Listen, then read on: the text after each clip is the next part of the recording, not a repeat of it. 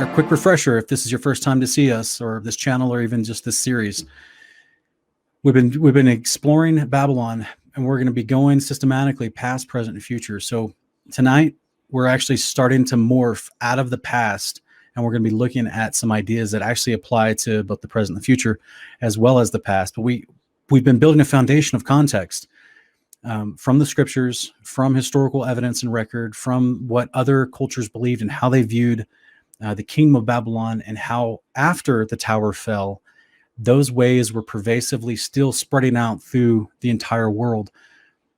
And so we've already laid down like 6 episodes on the past, and this tonight will be kind of a transition episode, if you will, as we step into present and future as well. So hopefully you'll enjoy it.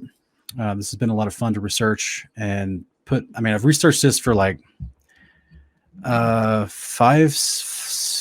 almost 7 years.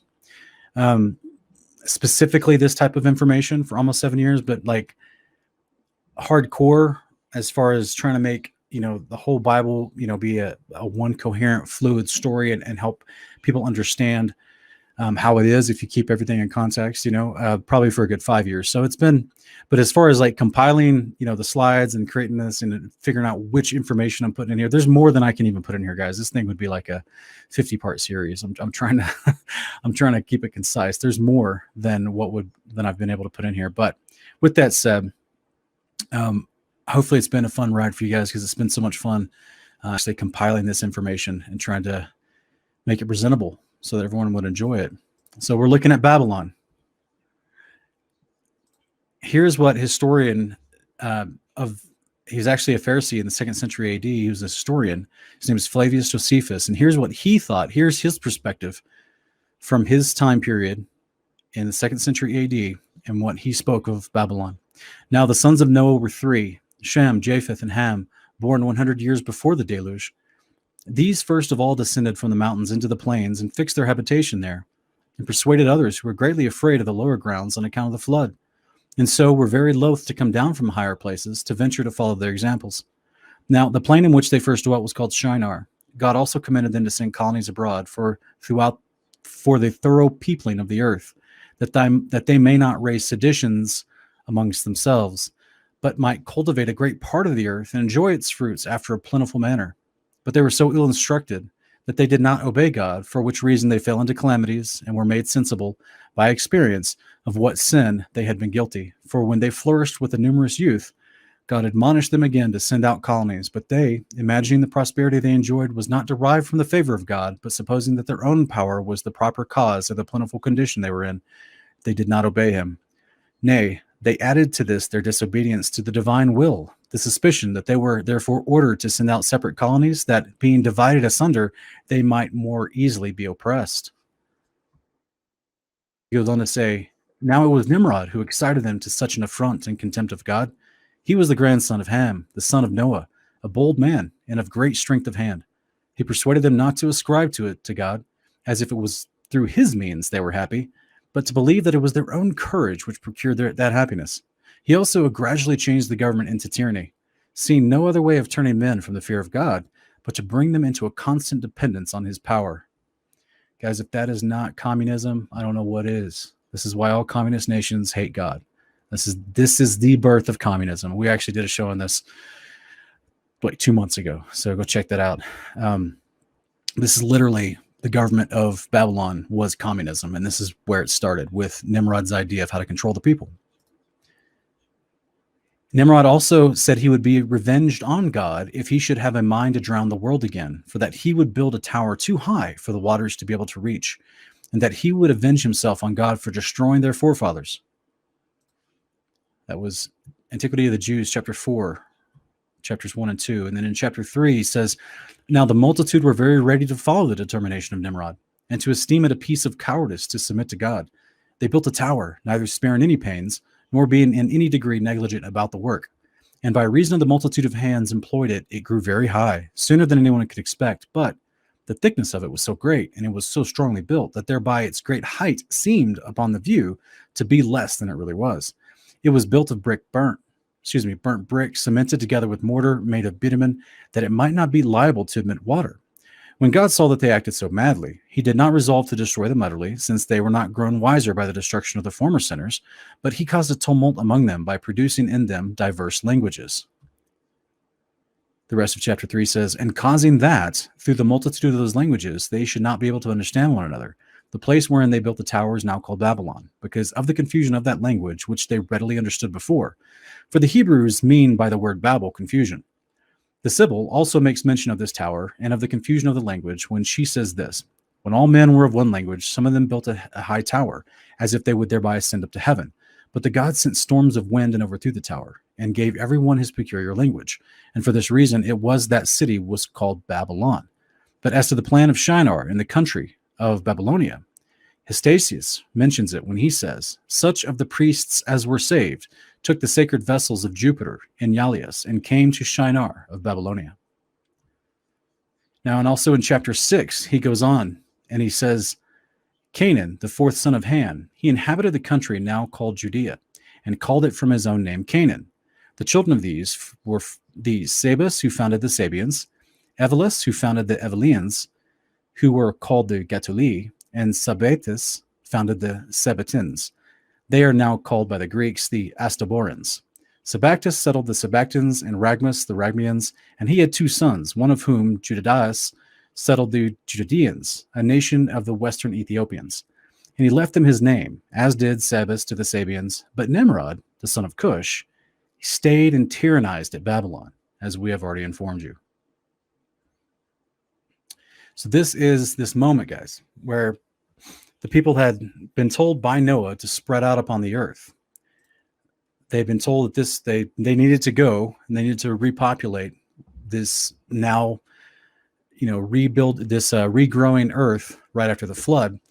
It's a couple generations deep, and they decided, They're going to stick around. But as you can see, by the time they get to the point of Nimrod's day, which was supposedly a couple hundred years after the flood was over, there was already people groups that had spread out to some degree. So the initial thought was that we would spread out, but then here comes Nimrod saying we need to bind each other together. This is the first formation of a one world government. And he is teaching them in this idea that they should all work together, they would be stronger with unity, and they need to hate God. This is what he's teaching them as a part of his rhetoric to get these people to actually work together and accomplish this goal. So to me personally, I know this, besides Josephus's and Sibelius's account and Hostasius's account, I get it that those are ancient historians, that they're telling the story. But to me, it makes me think that Nimrod himself, he kind of had ulterior motives, right? Because if you're just truly, clearly the motive was, like we talked about before, he's trying to reach heaven so that they may make a name for themselves. That word in Hebrew, the word name, it's the word Shem technically, but it means that they may be their own authority. So that's why they would want to get to heaven, because they have to take out the one who's already in authority over them. All of this assumes a biblical creation model. Keep that in mind. We'll go into that in later episodes. Here in Genesis chapters 10, 6 through 14, it says, the sons of Ham were Cush and Mitzrayim and Put in Canaan.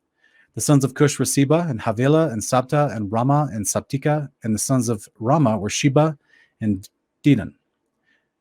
As you guys can see, Josephus's transliteration from the Latin into the Greek is a little bit different from the Hebrew Masoretic.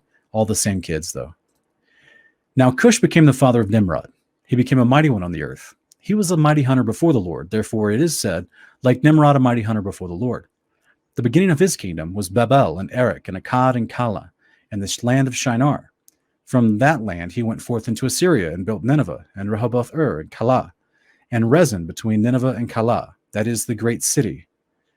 Keep in mind, guys, Kala, we're actually going to go back to Kala here in just a few moments. Just try to remember that I made mention of that. Verse 13 says, Mitzrayim, that's also the word for Egypt. Mitzrayim became the father of the Ludim and the Anim and the Lahabim and the Naphtuhim and the Pathrusim and the Kazluhim, from which came the Philistines, and the Caphtorim. So what sticks out here in these? Let's actually look at this in the Septuagint. So this is the same concept, but in the Septuagint, okay? The same passages. And if we look here in verse 8, it says, and Cush, or Kus, that's the way you would say it in the Septuagint Greek, transliterated to English. The Kus begot Nimrod. He began to be a giant upon the earth. He was a giant hunter before the Lord God. Therefore they say, as Nimrod, the giant hunter before the Lord.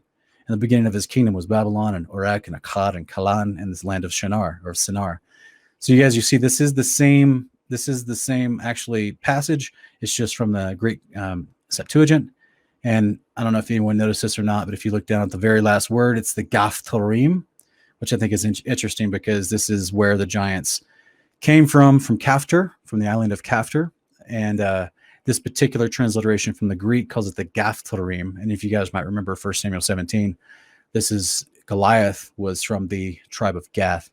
So a lot of people think there's some correlation there. But either way, Goliath was a giant. The giants were said to have, the postal giants were said to have technically originated on the island of Kaftarim, but then spread out throughout the Levant. So either way, it's interesting little trail, a little side tangent. But if we take a look at this Septuagint version, you can clearly see that Nimrod in the Greek Septuagint is called Nimrod. So take note of that because we're going to be seeing that word, which is it is his name, but we see it in Jubilees, guys. This is in the book of Jubilees, chapter 8. We'll go through the first 7 verses. It says, in the 29th Jubilee, in the first week, in the beginning thereof, Arphaxad took himself a wife, and her name was Razueja, the daughter of Susan, the daughter of Elam. And she bare him a son in the 3rd year in this week, and he called his name Canaan. And the son grew, and his father taught him writing. And he went to seek for himself a place where he might seize for himself a city. And he found a writing which former generations had carved on the rock, and he read what was thereon, and he transcribed it, and sinned owing to it. For it contained the teachings of the watchers in accordance with which they used to observe the omens of the sun and moon and stars and all the signs of the heaven. And he wrote it down and said nothing regarding it, for he was afraid to speak to Noah about it, lest Noah should be angry with him on account of it. If we go on to 5 through 7, it says, in the 13th Jubilee, in the 2nd week, in the 1st year thereof, he took himself a wife. This is this Canaan guy. He took himself a wife. Her name was Milcah, the daughter of Medai, the son of Japheth. And in the 4th year, he begat a son and called his name Selah. For he said, truly, I have been sent. And in the 4th year, he was born. And Shelah grew up and took himself a wife. And her name was Muach, the daughter of Kesed, his father's brother. In the 31st Jubilee, in the 5th week, and in the 1st year thereof. And she bare him a son in the 5th year thereof, and called his name Eber. And he took unto himself a wife, and her name was Azarad, the daughter of Nimrod, in the 32nd Jubilee, in the 7th week, in the 3rd year thereof. What are we looking at, guys? Here's the Nimrod guy again. He's actually getting in the mix with this guy named Canaan, which is the Greek transliteration for Canaan that I'm going to show you in the Masoretic text here in just a minute. So we have the intermarrying of all 3 sons of Noah's children. Okay, so we know that this Canaan guy came down from Shem, from Arphaxad. He's a descendant of Arphaxad. And then he married the daughter of Medai, Milcah, who she was a son of Japheth. So now you've got Shem's descendants and Japheth's descendant mixing together. And then a few generations down, Canaan had Selah, Selah had Eber, Eber had took himself a wife from one of the daughters of Nimrod of the line of Ham. So all 3 bloodlines are being mixed together. Not like they're literally, it's not like it's separate bloodlines. I mean, it's just all the children of Noah. So they're all coming from Noah anyway. But the point is, it's interesting in that right off the bat, we're seeing they're already intermarrying with each other, which is fine, completely fine. But I just think it's fascinating how quickly they're all tied together, which is why, according to the Torah, according to how, Noah will be teaching them in the ways of the Torah. So therefore, suddenly, they're all connected as family. They're all supposed to protect each other. They're all supposed to come together. So this is Nimrod is playing upon this idea. He's going to pull them all together for this specific purpose. Now, if we look in Micah chapter 5, both in the Masoretic and in the Septuagint, we see it say this about Nimrod, that they will shepherd the land of Assyria with the sword, the land of Nimrod at its entrances. And he will deliver us from the Assyrian when he attacks our land and when he tramples our territories. Micah 5:6. And then you see the same passage, but it calls him Nimrod in the Septuagint. So just in case there's people out there that really struggle with the Book of Jubilees, we've done a lot of shows to try to explain how it's legitimate, both historically, manuscript-wise, as also theology lines up perfectly with what we have as our modern Bible. I'm showing you right here on screen this guy Nimrod, that's mentioned in Jubilees, that's marrying in through this guy named Canaan, or Canaan, which is his Greek transliteration name. It's the same word Nimrod is used in the Greek transliteration from the Septuagint. Okay, so let's just keep going. We're building here, guys. So we see that this Arphaxad took for himself a wife, had a kid named Canaan. So Canaan, there's more to him, right? He had a kid named Selah, and then Eber. So I'm going through the progression here. We see this same progression in Genesis 10:24. And it says, and Arphaxad begot Canaan, and Canaan begot Selah, and Selah begot Eber. And this is in the Septuagint. I apologize, I didn't put it on screen. In fact, I will do that now because I don't want people to get confused. So if you go to your Masoretic text and you look up Genesis 10:24, you may struggle. You may not see this. You have to go to the Septuagint, and it'll show you that Arphaxad begat Canaan. That's the Canaan guy we saw in the Greek transliteration of Jubilees, because that's what Jubilees was translated from. And then Canaan begot Selah, and Selah begot Eber, right? Same guys, same progression. Arphaxad, Canaan, Selah, Eber. So we see in Genesis 10:24, which was the son of Sirach, which was the son of Ragu, which was the son of Phelek, which was the son of Heber, the son of Selah, the son of Canaan, the son of Arphaxad, the son of Shem, the son of Noah, was the son of Lamech. So this is another quick account here from another translation. So if we compare the Septuagint in Genesis 10:24 with Luke chapter 3, 35 through 36, we see the same progression of Arphaxad to Canaan to Eber, or to Selah to Eber. Okay, it's the same progression of children. And this is why that New Testament was translated from the Greek, of course. The Masoretic, as it had lots of changes, basically. The Septuagint version of the Old Testament is much, much older. And it also, there's several different Septuagints. We use both here at Kingdom of Context. We review, like you're seeing me do right now, I review the Masoretic and the Septuagint, because we do not have the original Septuagint, unfortunately. In the 1st century AD, there were several commissioned to make separate Septuagints of the Greek. So there's a couple different translations out there. But as you can see, this is the same progression of people that are interacting in the days of the giants resurfacing and reemerging. They found the teachings of the Watchers, specifically relating to the omens of sun, moon, and stars. A lot of this had to do with how they worshiped the false gods and how they actually worshipped the idols that they served, which were inhabited by the spirits of the giants from before the flood. All of this I go over in Post-Flood Giants, and I actually talk about how the Post-Flood Giants came back. So go check that episode out. It's part 3 of this series if you're interested. As we keep going, though, because we're digging into this post-flood world. Okay, where did these cultures, after the Tower of Babel fell, after Nimrod lost control of everybody, and then they couldn't speak the same language anymore, so now they're all speaking the different languages. They go back to the lands that they used to inhabit before this big building project that took approximately 43 years, and they're now going back, still practicing the same occultic ways. They just don't have this big construction project anymore. So they take back with them the worship of the same things they were worshiping, just as we read from Hystatius, that historian that Josephus was quoting in chapter 4 of the Antiquities of the Jews. It was book 4, chapter 3, that they were taking the gods of Jupiter back with them to their homelands. That's the Greeks, the ancient Greeks used to worship Jupiter. But of the other cultures, they worship the same gods. When they had the same language, they all worshiped the same idols, but now they called them by different names since they all had new languages they spoke. Once we go into the land of Canaan, which is expressed in the scriptures, we see in Judges chapter 2, they were worshiping the head deity of the Baals. And so it says in Judges 2, 11 through 13, then the sons of Israel did evil in the sight of the Lord and served the Baals. This was the gods the nations around Israel served already. They had been serving for a long time. It says they forsook the Lord, the God of their fathers, who brought them out of the land of Egypt, and followed other gods from among the gods, plural, of the peoples who were around them, and bowed themselves down to them. Thus they provoked the Lord to anger. So they forsook the Lord and served Baal and the Ashtaroth. So this wasn't I should say the picture on the right here, these two little guys with the little conical shaped hats on, those hats are actually crowns. They're considered the white crown of Baal. We're also going to see this in a comparison in ancient Egypt as well. In fact, the white crown hat on the right-hand side there of this depiction, both of these are depictions of Baal, the Canaanite gods, but this one looked very much like an Egyptian hat as well, but it was technically a crown. They also had the same iconography and also the same symbolism within the animals, carvings and statues, false idols. This was the animal expression of Baal.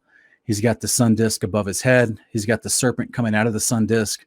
This was in Canaan. This is one of their symbols being worshipped in the Middle East, in the Levant, in the territory, the Hittites, the Amorites, the Edomites, the Moabites, all those guys. 1 Kings chapter 18 tells us very clearly, and when Ahab saw Elijah, Ahab said to him, "Is this you, you troubler of Israel?" And Elijah said, "I have not troubled Israel, but you and your father's house have, because you have forsaken the commandments of the Lord, and you have followed the Baals. Now then, send and gather to me all Israel at Mount Carmel, together with 450 prophets of Baal and 400 prophets of the Asherah, who eat at Jezebel's table." So here is him explaining that Israel had started worshiping the Baals, just like back in the days of Judges. So this is going forward in time, a few hundred years, to the days of Elijah and King Ahab. Israel goes back into apostasy and worships other gods depicted as the Baals with their own prophets. Keep that in mind. We'll talk about it here in just a minute as well. We go even further into the days of the kingdom of Babylon, and the two houses of Israel have been dispersed and taken in exile. And we see in Bel and the Dragon that during the days of Cyrus in the kingdom of Babylon, they were still worshiping Baal. And it says, "And King Astyages was gathered to his fathers," that means he died, "and Cyrus of Persia received his kingdom. And Daniel conversed with the king and was honored above all his friends. Now, the Babylonians had an idol called Bel, and there were spent upon him every day 12 great measures of fine flour and 40 sheep and 6 vessels of wine. And the king worshipped it and went daily to adore it. But Daniel worshipped his own God. And the king said to him, 'Why do you not worship Baal?' Who answered? Daniel answered and said, 'Because I may not worship idols made with hands, but the living God, who has created the heaven and the earth and has sovereignty over all flesh.'" This is in Baal and the Dragon, verses 1-5. So we're looking at the land of Canaan. What were they doing? They were worshiping the Baals. Okay, let's look at that. What does that look like? Numbers 25, 1-3. "When Israel remained at Shittim, the people began to play the harlot with the daughters of Moab. They invited the people to sacrifice of their gods, and the people ate and bowed down to their gods. So Israel joined themselves to Baal of Peor, and the Lord was angry against Israel." So guys, this is a situation where it's using this terminology of playing the harlot as in spiritual idolatry, but the practices of serving Baal and worshiping Baal and bowing down to him and eating with them at these ceremonies included physical harlotry as well. So this is a double use of this word. This is why the Father calls it this, because their practice to go worship another god meant that you did all these practices while you're doing it at their shrines and temples. So this was a big deal. So we see the same thing being repeated in Jeremiah 4:3. "Your eyes have seen what the Lord has done in the case of Baal Peor. For all the men who followed Baal Peor, the Lord your God has destroyed them from among you." This is the rest of the story of Numbers 25, when the Simeonites come back with the daughters of Moab, and there's a Phinehas and the Levites have to do judgment quickly because a plague breaks out. Psalm 106:28 says, "They joined themselves also to Baal of Peor and ate sacrifices made to the dead." This is just part of the rituals that went down, and why it would say they joined themselves. This is an incantation. This is a representation, an idolatrous, molten representation of Baal. He's a bull god that has multiple concepts embedded in him. He also has a human form, but there's also the cow and the bull as well, as we've seen. And it says in Jeremiah 19:5, and have built the high places of Baal to burn their sons in the fire as burnt offerings to Baal, a thing which I never commanded or spoke of, nor did ever enter my mind. So this is the prophet Jeremiah speaking from Yahweh, reprimanding the children of Israel, how they went to worship the Baals, and explaining one of the practices that was done while you worshiped Baal. Many people will say, "Well, Sean, isn't that a picture of Molech you're showing me?" Yes, it's the same God. He used to be represented as a big bull, like an Apis bull, and then over time it became more represented like an owl. It's the same God. And if you guys notice, there is some unique things we'll talk about in later episodes. I'll put this in full size so everyone can see it. You've got the all-seeing eye. You've got the six-sided star of Remphan. You got the chi or the kai of life coming out the palms. That takes us to ancient India practices as well, with the Shiva, with the eye coming out of the palm. Yeah. Lots going on here, guys, because it's all connected. These are the same gods that they were worshiping before they had multiple languages. They're worshiping the same idolatrous gods at the Tower of Babel before they were dispersed. So this is why we shouldn't be surprised to see all these similarities among the cultures. Yes, each culture has a artistic difference in how they create the molten image, right? You know how artists get. They get bored with the same thing. They don't want to make the same thing every time, but they put the same symbols, the same core ideas, and then artistically make it different. You see this same core ideas as we've been showing you for the last 6 episodes in this series, all throughout these countries, all throughout the dispersed peoples from the Tower of Babel who still continued practicing the occult, except they just couldn't communicate with each other anymore. So then their own artistic versions of practicing this stuff flourished within their own lands and their own languages. So if we keep going here, we'll see that this is the human form of Baal on an ancient, what they call a bust, an ancient hieroglyph. And it says Baal was also used as a proper name by the 3rd millennial BCE when he appears in a list of deities at Abu Salabik. Most modern scholarship asserts that this Baal, usually distinguished as the Lord, was identical with the storm and fertility god of Hadad. So guys, you remember in episode 2, we talked about the Vajra and all these similarities between the Greeks, the Egyptians, the Indians, the Canaanites, right? Between Ashur and Zeus and Osiris and Ra and Indra and Shiva. They all had this concept of the Vajra, and they all were considered to have power over the storms, and they're all the same representation of the same idea. So here is his Vajra in his hand. It is literally, if you research this piece, they actually tell you at the museum that this represents that he's holding lightning because he was a storm god. Does it make sense, guys? So these are the same people. These are the same gods. This is Baal. They all got the same little conical shaped hat. That was a crown that they wore. And yes, its shape does say something. We'll get there in just a minute. This is another example of the Egyptians worshiping a calf with the sun above his head. Exodus 32:8. For they have quickly turned aside from the way which I commanded them. They have made for themselves a molten calf and have worshipped it and sacrificed it to it and said, this is your God, O Israel, who brought you up from the land of Egypt, which is straight blasphemy. But this is what happens at the base of Mount Sinai. Moses is up there for 40 days. The people get restless. They start going back to the practices they were doing in Egypt. Now, there's a distinction here. I want to be very, very quickly, I want to make this distinction. I personally believe that there was a remnant within the Israelites that came out of Israel that were not serving the Baals, that were not engaging in these practices, why we see only a portion of them suffer the consequences of worshiping the molten calf at the base of Mount Sinai. The rest of them didn't suffer the consequences because I don't think they were partaking. I think they were faithful. But there was a portion of them who had gotten some Egyptian idolatry into them. So that's why they commanded Aaron to make them this cow. They're worshiping a cow. It's the bull of Baal with the sun above his head. They're worshiping the cow. This is the same practices that they had learned in Egypt because the Egyptians were doing it too. So let's look at Egypt. In Egypt, the bull was worshipped as Apis. He was the embodiment of Ptah and later of Osiris. He's a long series of ritually perfect bulls were identified by the god's priests and housed in the temple for their lifetime, then embalmed and encased in a giant sarcophagus. Interesting. I wonder if I know that they found donkeys in some of the pyramids, but I wonder if Egyptian archaeologists have ever found any bulls that were embalmed in giant sarcophaguses. That'll be interesting. So here we have Osiris. The bull represented Ptah and Osiris. If you dig deep, you realize that Osiris was another version of Ptah, same god, same idea, different form. Again, I personally believe a lot of the Egyptian historians are mixed on the matter. There's some that believe Egyptian legends that say Ptah and Osiris was like Ptah came first and Osiris kind of took over, and it was kind of Osiris became more popular. But it was the same god essentially.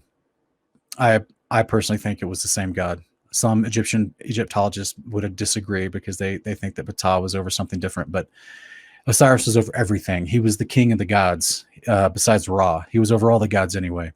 And as you see here, some Egyptian historians actually claim he was from Syria, which is pretty interesting, which is very, very similar to something we see in the Book of Jubilees, but that's kind of down the road after the lifespan of Nimrod. But the point is, all these nations are interacting anyway, because they're all worshiping the same types of God anyway. So it says from the Egyptian, it's the Wasir. I didn't say that right, I'm sure, but it's the god of fertility, agriculture, the afterlife, the dead, the resurrection, life, and the vegetation in ancient Egyptian religion. Osiris is the Greek transliteration of Asur, or Ashur. Depends on how you say it. Asur was the head of the Assyrian pantheon of gods. This guy right here, look, guys. Do you see this this carving, this what they call a relief? We got all these Sumerian and Babylonians with the wings on their backs, and they're standing over this tree of life, and they're pointing up towards this thing above the tree of life that's hovering in the air. You guys remember we talked about that in episode 4 of this series about the ancient flying machines? Yeah, they're pointing to Ashur. He's sitting in the middle of this ancient flying machines. The same guy that's represented as the Baal, as Osiris, and as we're even looking at his Greek counterpart as well. And, by the way, he was the patron god over the city of Nimrod. Was that fitting enough? They didn't even try hard to hide that. Like, he's living in a city called Nimrod. He's the patron god over he's the father god over the city of Nimrod. How interesting, huh? So Osiris in Egypt, in the 26th dynasty and later, their group of class of literature. So this is just Egyptian literature and what they thought about Osiris, guys. As you see, we're mixing in scripture with actual historical documentation about these cultures and what they believed.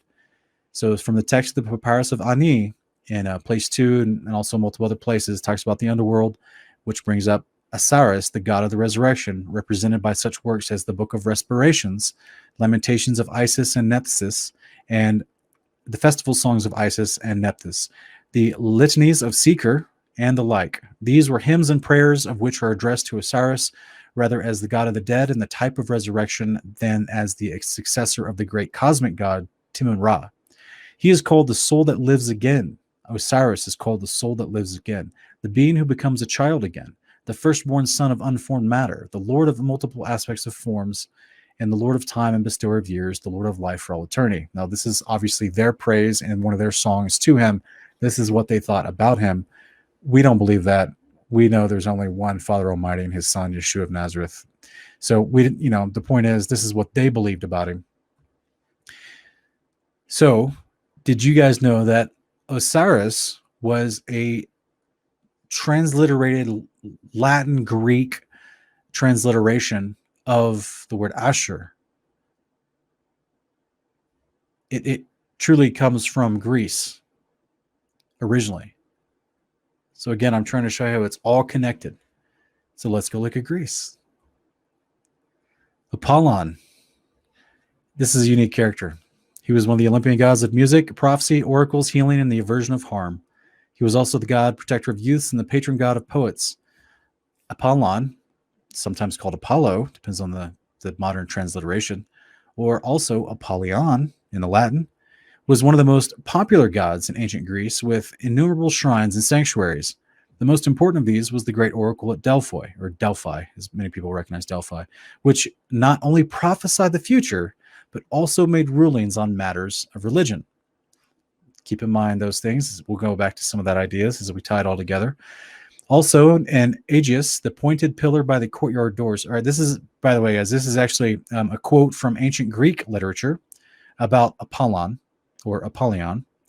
And it says, also an Aegeus, the pointed pillar by courtyard doors, sacred to Apollyon, or the god himself. Pherocrates in Crepatoli writes, "O Master Aegeus, remember me in these matters." So this is from a 10th century AD Byzantine Greek lexicon that explains that this pillar by the courtyard doors that's pointed is connected to Apollyon. Here's another saying from ancient Greek literature. It says that opposite the temple, the Parthenon of the Acropolis in Athens, there's a bronze Apollyon, or Apollyon. And he's said to be the work of Thydus. They call it Parnopian, the locust god, because once when locusts were devastating the land, the god said that he would drive them from Attica. That he did drive them away, they know, but they do not say how. Attributed to Apollyon. They called him the locust god.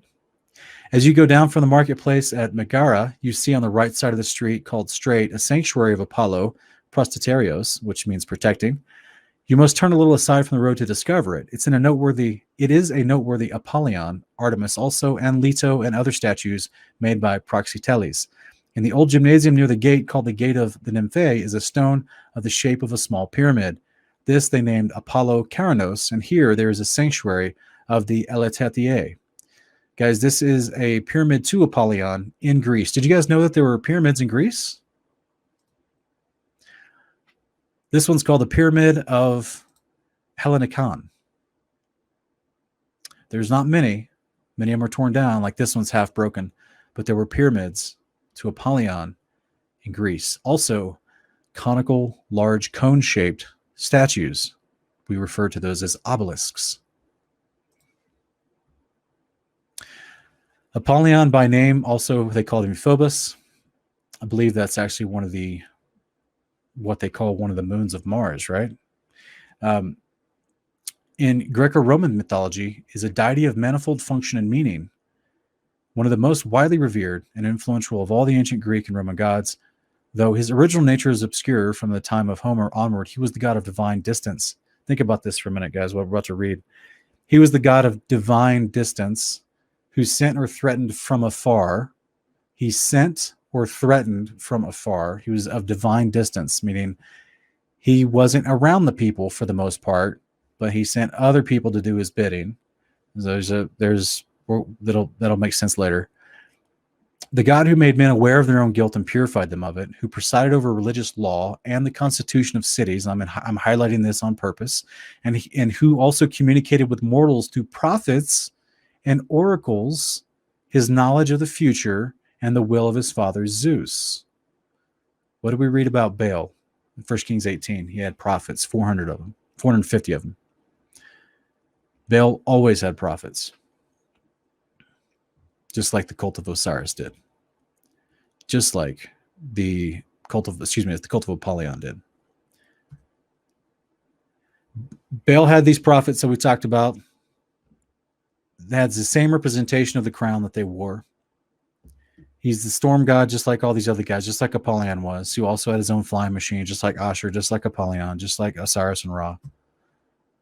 The Greeks spoke of Apollyon as the father of the centaurs. Here's where it gets kind of spicy. The Greeks, they spoke of Apollyon as the father of the centaur. And in fact, they even say he adopted this specific centaur that they named him Chiron. And in Greek mythology, Chiron was kind of a unique, integral character because he actually trained people like Achilles, Hercules, I want to say Ajax, but some of the greater warriors, he actually taught them wisdom and knowledge and trained them in battle. But he's half man, half horse. There's even ancient depictions of him, just like you see on screen here, but instead he's walking with Achilles trying to teach him how to shoot a bow. So this guy was fathered by Apollyon. As it says in the Greek legends, Apollyon was the father of all the centaurs. Half man, half horse. This is what they call a frieze. It's actually a carving that was transported from the Temple of Apollo at Bessay, and it's now on display in the British Museum in London. This is showing centaurs battling with humans. And of course, it's Greek, so they're all naked. This is what we showed a few weeks ago. And I think it was part 5 where we talked, part 5, we talked about the flying machines of the ancient cultures. So Apollyon, same guy, was a god who also flew in a chariot with horses, and he's similar to ancient India's god Surya, who also flew in a chariot with horses. Oh, by the way, guys, look what Surya's got on. She's got a conical shaped hat. She's got all-seeing eye in her hand, or that's actually him, but it's a him. But yeah, I know what it looks like. So you have these same artistic type of depictions with these gods. They're just different cultures represent them differently according to what's more comfortable, right? Because the Greeks all look like the guy on the left. All the people in India look like the guy on the right. So who are you going to make the God look like? Whomever they're, they would receive better because they're more comfortable looking at someone that looks like them. So now let's go and let's look at the beast and the false prophet of Revelation. Okay. We're going to take some of this knowledge that we've learned, that we've compiled in the past few episodes and in this episode, and let's go actually look, who is the beast of Revelation? Revelation 17, 8 through 13. The beast that you saw was and is not. That means during the days of John, when he's receiving this revelation, the beast is not, but he used to be. And it says, is about to come up out of the abyss and go to destruction. And those who dwell on the earth, whose name has not been written in the book of life from the foundation of the world, will wonder when they see the beast that he was, is not, and will come. It's a transition of three things. He was, he used to exist, he doesn't now, he's going to again. This is what's described as the beast of Revelation. Verse 9 says, here's the mind which has wisdom. The 7 heads are 7 mountains on which the woman sits, and they are 7 kings. 5 has fallen, 1 is, that means he's currently alive, the other has yet to come, and when he comes, he must remain a little while. The beast which was and is not is also himself an 8th, and is one of the 7, and he goes to destruction. So what is this telling us, guys? The beast which was and is not, that's, he used to be, but now he's not. During the days of John, he's not alive. And he is himself also an 8th, and is one of the 7. And he goes to destruction. How can you be one of the 7 that are already, like he already said, 5 have already came? What's he been saying twice now about this beast? He used to be here. He does not now. He's not now. So as he goes down the list of the 7, he's like, 5 have already came and gone. We're currently with the 6th, and then the 7th will come and remain for a little while. But then there's the 8th. And the 8th one, he's of the 7, but he'll be the 8th. What does that mean, guys? He's formerly, he was, he's coming again. He's not now. He was of the 7, but he's going to be the 8th. So out of these 8 rulers, 2 of those 8 rulers will be the same guy. Because he was, he's not now when John's hearing this, but he will be again in the future. It means he's coming back. So here we look at Revelation 11:7.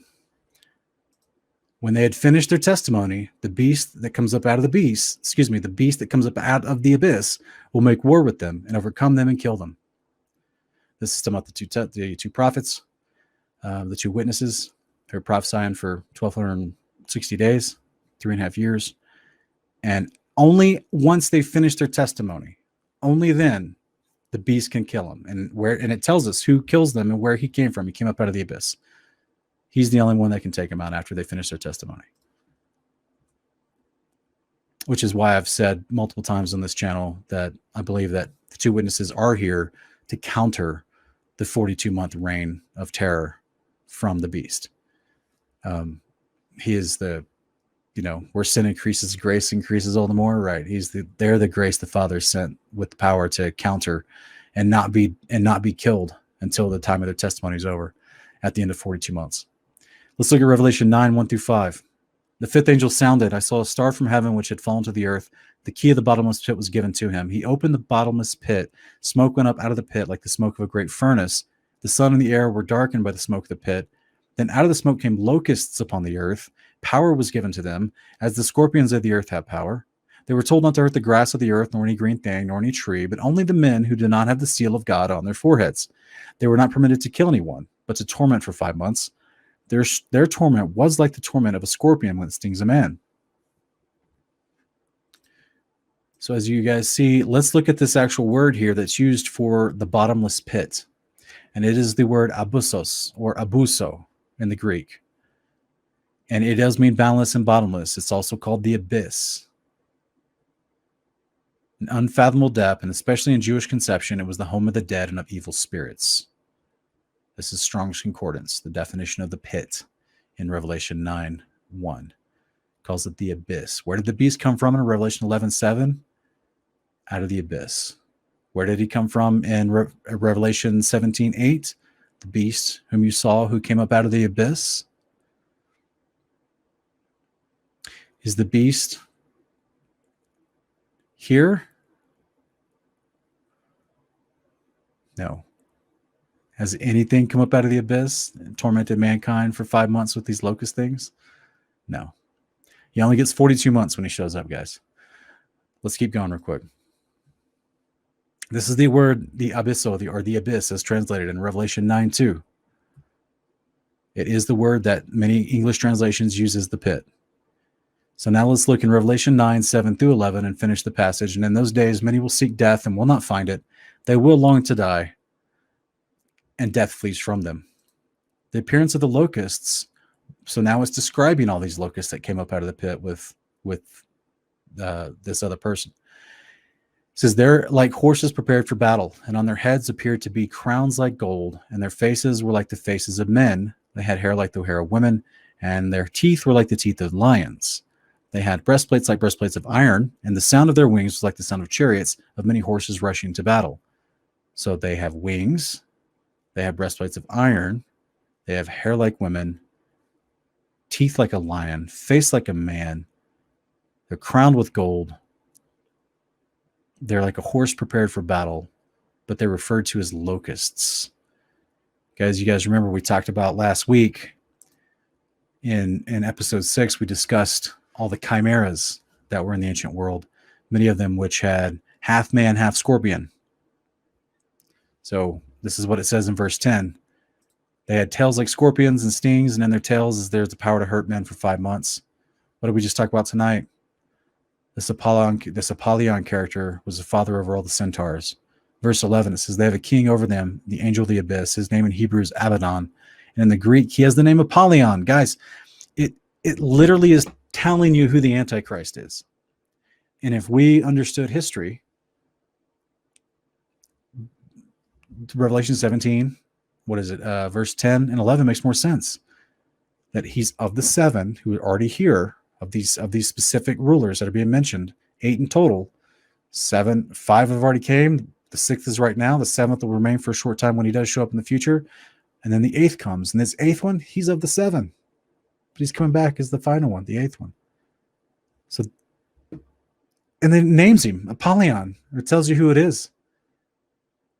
You don't have to be confused. You don't have to guess. You don't have to think it's every next president that happens in the United States, or Marcion in France, or so the UN General Secretary. You don't have to go through all that guesswork, guys. The Bible literally tells you who these people are.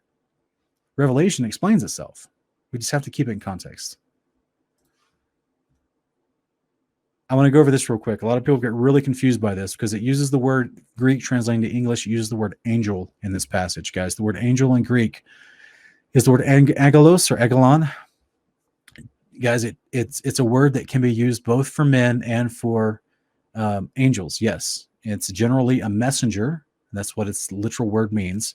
And it's generally ascribed to convey someone that comes from God, right, from above the firmament, an actual angel. But there's multiple places in the New Testament where this word agelos is used as a messenger or a delegate for humans, right, that are not angelic beings. So this thing comes up out of the pit, and it goes to do destruction, as Revelation 11:17, 8-11, and as we see all in Revelation 9, 1-11. It goes to do destruction. So this thing comes up out of the pit. It's called an angel. It is a messenger. Remember, what did we talk about earlier? We talked about Apollyon, Apollo, the same guy, just like it tells us in Revelation 9:11. Apollyon is the one who was a threatening from afar. He was a distant messenger, and he had prophets communicate his oracles and messages to people. It's exactly who we see being worshipped in the scriptures as Baal. How much easier would all this been, guys, if they'd have just said in Revelation 9:11, Baal comes up, Baal comes out? It would have been super easy. I wouldn't have had to break down these languages and finally show you all these comparisons to all the different cultures and everything. But that's ultimately what it is. It's that simple. The same bad guy throughout the entire Old Testament that's constantly pulling away the children of God into idolatry is the same one that's going to do it in the future as well.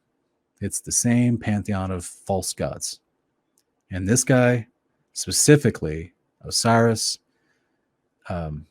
Asher, Baal, he was called Apollyon in the Greeks.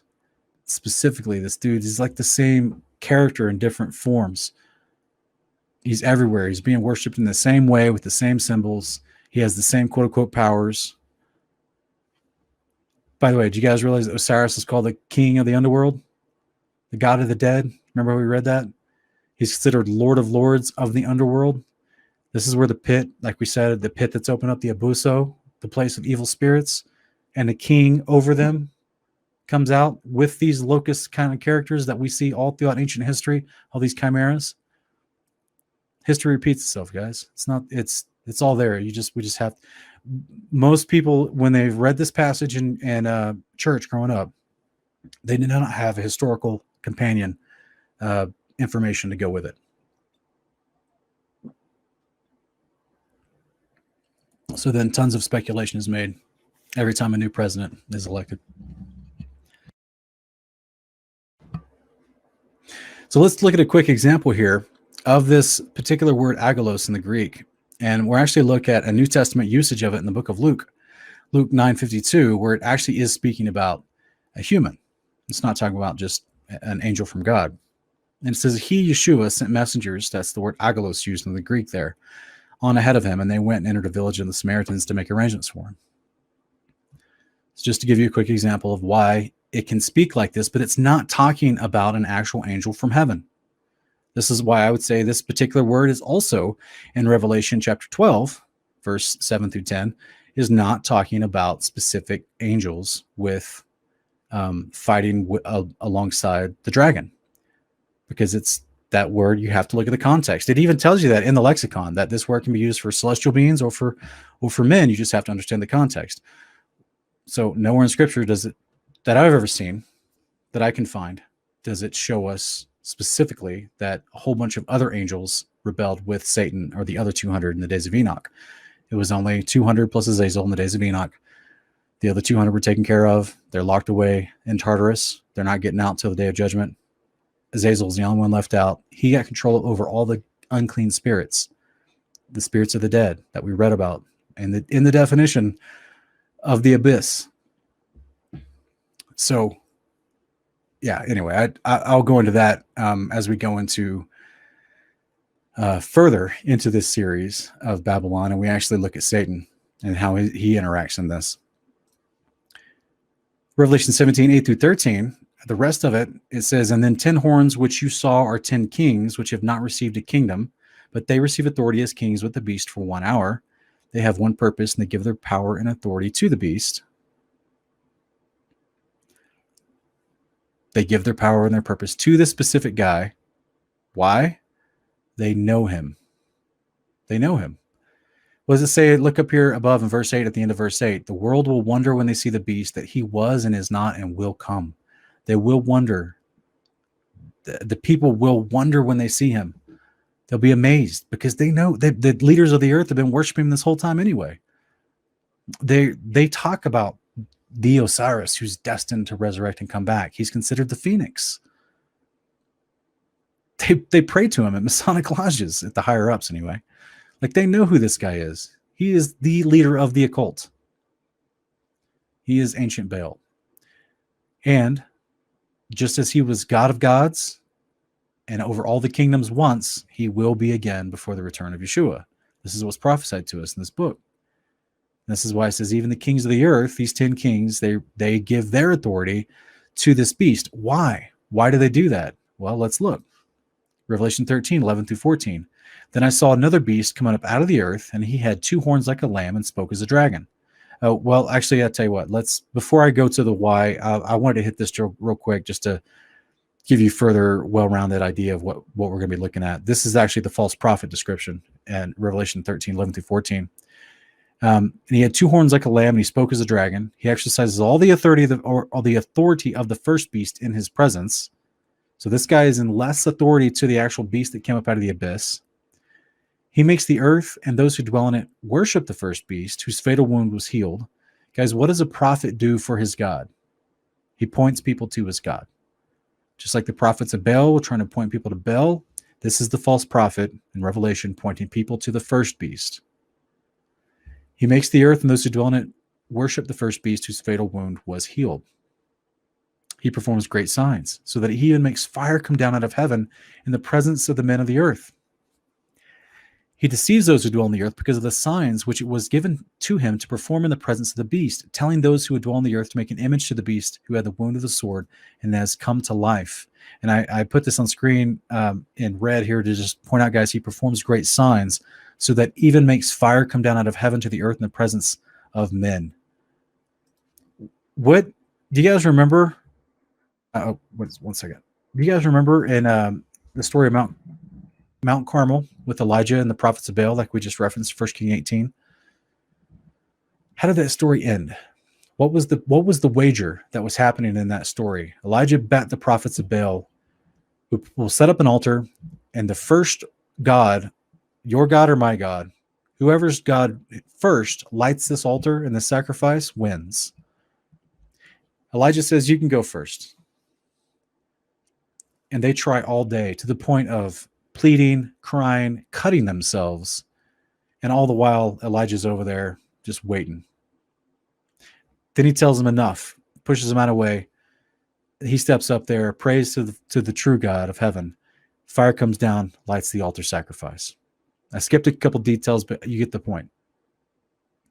So the false prophet who represents this beast, Apollyon, who comes up out of the pit, what is he allowed to do? He's actually allowed to perform great signs so that he even makes fire come down out of heaven to the earth in the presence of men. That was the signifier in the days of Elijah. The Father is trying to tell you right here, do not be fooled. This guy will do what Elijah did. He'll light and this is what I think, personally, the false prophet, what does a prophet do? He's a priest. A prophet is someone that can administer and oversee priestly duties, which is exactly what we're seeing Elijah do on Mount Carmel. So this false prophet with the beast there, like he says, to perform these signs in the presence of the beast. So the beast is going to be getting the credit for this. Somehow they're going to, I personally, it could be a directed energy weapon. They're going to have fire come down from the sky to light an altar. This is my understanding of this, which fits with the prophet narrative, which fits with the worship narrative of who this guy was, which fits with the idea of a sacrifice and where this reference would even make any sense to someone that knows the scriptures. This is why I had this on screen earlier about Apollyon. And I put it in red. He presided over religious law and the constitution of the cities. Why? Because the king of Babylon created the first world government, straight communism, anti-God, pro-idolatry. And this is the same concept that we see throughout all these gods, specifically Apollyon too. And it says, and he communicated with mortals through prophets and oracles, his knowledge of the future and the will of his father Zeus. Oh, he's got a father. Who gives the beast authority in the book of Revelation? Revelation 13, 4-6. They worship the dragon because he gave his authority to the beast. Why did the 10 kings in Revelation 17:13 give all their authority of their kingdoms to the beast? Because the dragon gave his authority to the beast. They worship the dragon. They worship the dragon because he gave his authority to the beast, and they worship the beast. They're one and the same, guys. It's Jupiter, it's Zeus is the dragon, and Apollo is the son of Jupiter, the son of Zeus. It's the same duo, if you will. It's the dragon and the first beast with their little false prophet minion. It's a picture of Baal from ancient Canaan. He's got the conical hat, the symbol of the crown. He's got this, the serpent literally on the center of his crown, because the beast is the one who gives him authority. That's where he gets it from.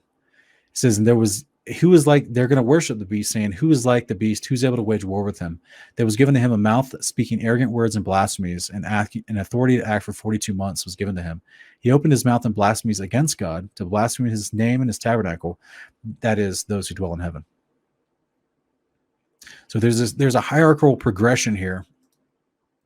Just like you see in ancient Egypt, you would see Ra, Osiris, and Anubis.